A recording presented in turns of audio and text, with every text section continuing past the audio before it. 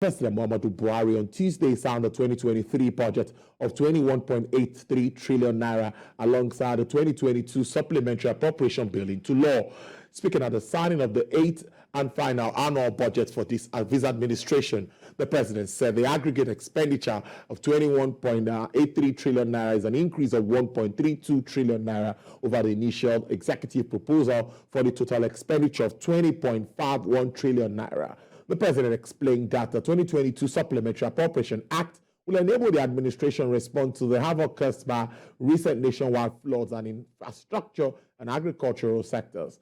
The president, however, deferred the signing of the finance bill, which is still being reviewed, especially over the conflicts with the fiscal terms of the Petroleum Industry Act, of course, amongst others. Take a listen. The Finance Bill 2022 includes measures necessary for the effective implementation of the 2023 budget and the attainment of the various set objectives. As you will recall, I laid the 2023 appropriation bill before the joint session of the National Assembly on the 7th of October 2022 and forwarded the 2022 finance bill thereafter.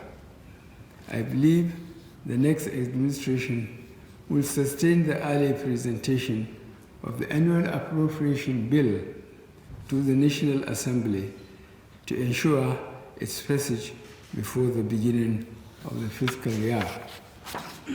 I firmly believe the next administration will also sustain the current public financial management reform efforts, further improve the budgeting processes, and particularly maintain the tradition of supporting the appropriation bills with finance bills designed to facilitate their implementation.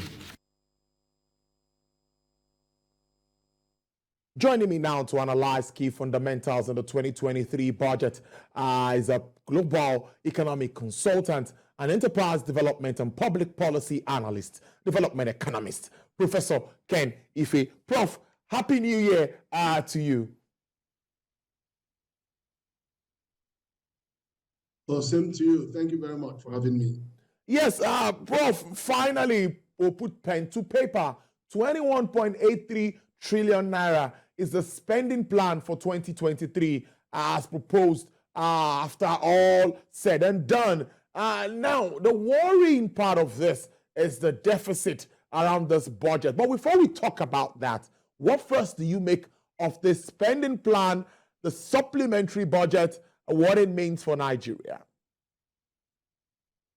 Well, the supplementary budget was necessary because if you remember, the flood devastated nearly 200,000 hectares of land, and all our crops are buried in the water. So there was an urgent need for intervention in agriculture. And then, of course, we also know that some of the monies that were needed were to fund the infrastructure, which is why the lion's share went to works and houses, about 86% of the money. They got 704 billion out of the 819.5 billion that was approved in the supplementary budget. And then, of course, water got a little bit of 15.5, and you know, but that was very necessary. And then when you now look at the new budget for the 2023, you can easily see that the lion's share actually went to works. When you add their nearly 400 billion plus the 703 billion, they've got 1.1 trillion in this budget and the supplementary one put together. Of course, closely followed by both agriculture and defense. But the celebration is actually for the infrastructure people. Prof, with and many other things that... Go ahead, Prof. Yeah, there are other features of the budget that raise some concerns. But then there are also other optimistic notes. For example, if you look at the benchmark, there are some concern about some of the benchmarks. The output of 1.69 is so far away from occasions when we went up to as much as 2.1 million barrels a day. But having said that, last year we were largely under 1 million barrels a day. So we have to hope that we'll be able to get anywhere near this 1.69 because of what is going on in the Niger Delta. But then they also increased the benchmark from $70 to $75. What that does is that it now freed 1.3 trillion for them to disburse, and they put a lot of that 1.3 trillion to National Population Commission that was going to do census. Prof, and then allow me to interject, Prof. Now, just a minute. We'll take a break and we'll continue this conversation. Prof, give us a minute. Thank you very much, Prof. Now, you were making sense of that, but I was also thinking that even the oil benchmark from $70 to $75, some say that's a little ambitious, and also placing the exchange rate at 435 naira to the dollar, and we know what the reality of this is. How does all of this affect the spending plan? The forex is the government side of it, it doesn't reflect the black market rates. Yes. But even then, at 435.54, there are some institutions that believe that before the end of the year, that there could be a 5% slide, may even be as high as 10% slide on that official forex. But it remains to be seen.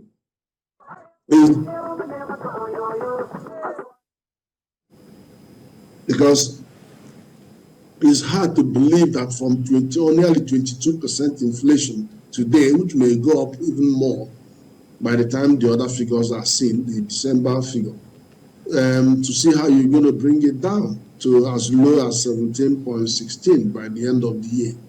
But that's the reality of the situation that we just have to wait and see. There's so many balls in the air right now, not least the fact that we have to find a home for the 23 trillion Ways and Means budget. And I think the best option would be to go for a bond, which is a lot cheaper at 9%, than to look at what would have been 16.5% plus 2%. That's 18.5% if we have to go down the road of paying it back to central bank. So we're talking about revenue here, and that's one major challenge. And the Finance Act is supposed to help address this challenge. But we've already seen analysts picking holes in this present Finance Act 2022, saying that no, this will undermine investors, this would affect the oil and gas space, make it unattractive. In your thoughts, do you think the Finance Act, the way it is, can help shore up revenue? Or do you think there needs to be checks to that before the president? No, the Finance Act is very robust. Actually, I quite like the Finance Act because it is plugging more holes. It's increased, it has brought in taxation of digital assets, the capital gains tax. We initially put it at 10%, but so that you don't scare them away. And then gradually we'll find a way of increasing it. It is also taxing gaming and gambling and lottery. Why are we not collecting money from those? Then it is increased the gas flaring, the tax on gas flare from 30% to 50%. It should actually go higher. And then it allows some kind of set-off of losses in the capital assets, the capital gain, so against once you stay on the same latitude. And then VAT also is going to be collected by operators, the Airtel, MTN, and then even the oil and gas operators are going to be grabbing VAT for them at source. I think those are bold moves that will definitely bring more revenue to federal government. So on that count, the Finance Act is functional. Well, Prof, let's talk about debt and debt servicing. It is something that analysts have talked about, and it seems like we are still going that route this year because there's no way we can fund this spending plan if we do not borrow.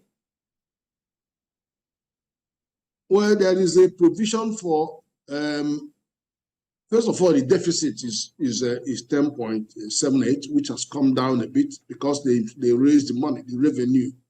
So that's come down a little bit, but it's only in theory. The debt service is 6.6 trillion. Again, that is quite high because it's like 65% of government revenue, when the benchmark would be below 40%. But I think that's not really the most, do you know, if we don't find a way for these ways and means to get away from our balance sheet, then the actual debt service would be well over 10 trillion naira. So, so it's good to get rid of that and push it to the other side of things, to the bond market, where you're even likely to be oversubscribed and get away with as low as 9%. Let's move on with ways that we can shore up revenue. I think that worries me, and that will tell us about the non-oil space. We saw the CBN putting up an initiative of the RT $200 billion. There's a race to that the banks are also to support. I spoke to the NEPC chief executive, who also said that they did very well in the first quarter of the year, something about $2.5 billion contributed into the coffers made in foreign exchange from sales of non-oil products. Now, what more do you think we can do around that space, Prof, that we can attract more investments or more effects into our country, to our space? There's so many initiatives around increasing our export revenue. And a lot of it has to do with rallying around this RT200 non-oil export, because that brings a ray of hope. But there is the bioeconomy that we are yet to tap, which will substitute for the likes of active pharmaceutical ingredients that we are employing. I think we need to look very closely at what we are spending the forex in respect to our industries, because I believe that over 80% of these industries depend on imported raw materials. So I know previous governments like Obasanjo, they did all this import substitution, they did all, but we need to tackle that particular area, not to starve them of resources to import, but to gradually begin to find a replacement. It's not sustainable, to be honest. We need to find ways of increasing that. But of course, part of the issue of boosting more non-oil export is also to reduce your exposure to the things that are consuming your forex. This is why I don't seem to agree with NNPC on the way they are actually running these subsidy schemes, and how they we hopelessly depend on imported petroleum when we have the capacity to do more modular refineries and the very, very cheap $100 million, you can get 20,000 barrels a day. You need 10 of them to compare to the amount you want to spend on just reviving one moribund oil refinery. So, I just don't agree that they should be dumping billions of dollars in a factory that has lost that has exceeded its useful life, when you can get a cluster of modular to stop the erosion of our revenue. And the lack of the opacity around the supply and the opacity around the import of these raw PMS, the accountability part of it, are really matters of great concern. Real matters of great concern. We have a capital expenditure of more than 5 trillion naira, and this is a transition year. Of course, we know that it's going to be an election. What sort of progress do you see, or what sort of progress do you envisage moving on, considering all that has been put on ground by President Muhammadu Buhari-led administration? Everyone agrees that a lot of work has been done around infrastructure development. So with this amount earmarked for capital expenditure, what sort of more development are you looking at? Well, it's actually a very decent amount, because 5.9 trillion is over 50% of the revenue, government revenue. But what worries me is that we have a personnel bill of 5 trillion, which is also almost 50%. But the ECOWAS macroeconomic convergence criteria expects the states to spend less than 25% on personnel costs. So we're actually running at double that. But the issue about the capital expenditure is, one, for the government to encourage the extension of the capital spend to March, and if not to June of the year for the 2022 budget. Because what happens is that we prioritize revenue expenditure in following an order of pay salaries, pay retirement benefits, make sure you pay the debt, and make sure you pay whatever is required for security. So by the time you get down, so you see that infrastructure is very, very low in the pecking order. So that's why by December, we would have achieved 100% spend performance on revenue expenditures, recurrent expenditures, and then we are struggling on capital.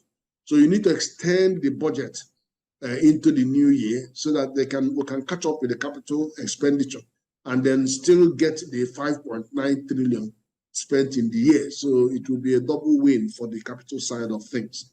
But I think the challenge around capital expenditure is the purpose and then the effectiveness of that capital that we are spending on, and how much does it energize the economic base, and how much does it offer the scope for repaying itself. Because if you spend, the government can use its own money to spend on anything it wants to spend.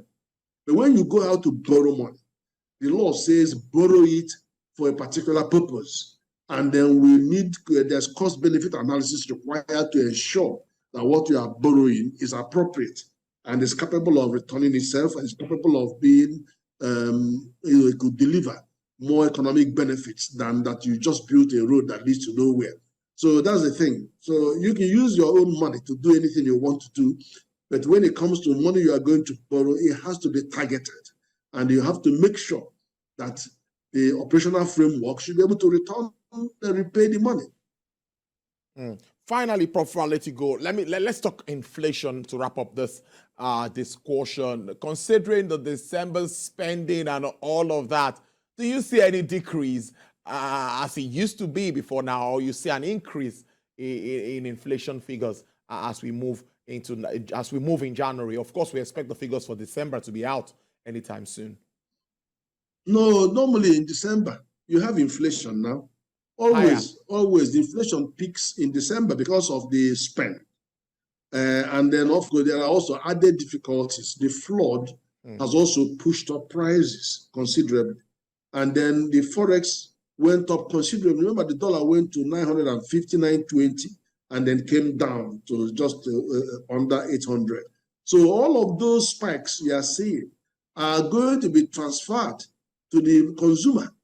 For those who are importing then and paying for the import to sell it in the Christmas season, are going to extract the money from the consumer. So we are seeing very, very high prices, and the both of rice and all other things. All segments have shown increases, and there is no chance that they will abate at this very moment. So it has to take another month or two before they can stay steady. So there will be a rise in inflation for December. So that's my thought.